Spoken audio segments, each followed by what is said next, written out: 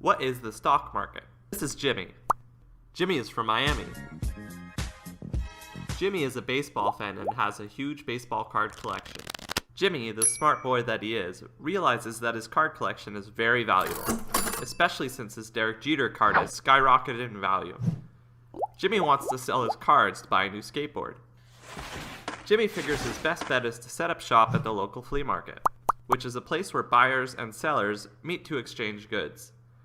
Buyers try to negotiate with sellers to get the best possible price, but often buyers and sellers meet somewhere in the middle.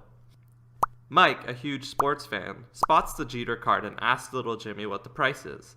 Jimmy responds that it's $100, and Mike says that he will give him $80. Jimmy suggests they meet in the middle and settle on $90. Mike agrees, and the transaction happens with both parties satisfied. A flea market is a lot like the stock market. But instead of people selling products like baseball cards and pottery, the stock market allows owners to sell their shares of companies for cash. The price of the shares depends on supply and demand.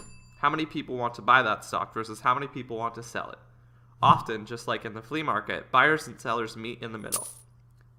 Say, for example, you own 100 shares of Apple. It is trading at $300 and you're willing to sell it for $305. You call up your stockbroker and tell him to place the order.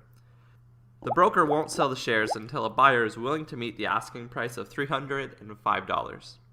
He calls his contact who works on the NASDAQ trading floor in New York City.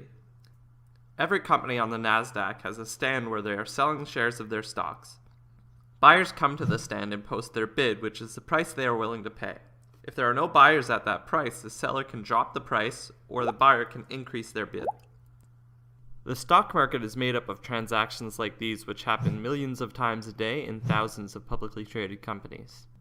Today, most of these transactions happen electronically, but the concept is still the same.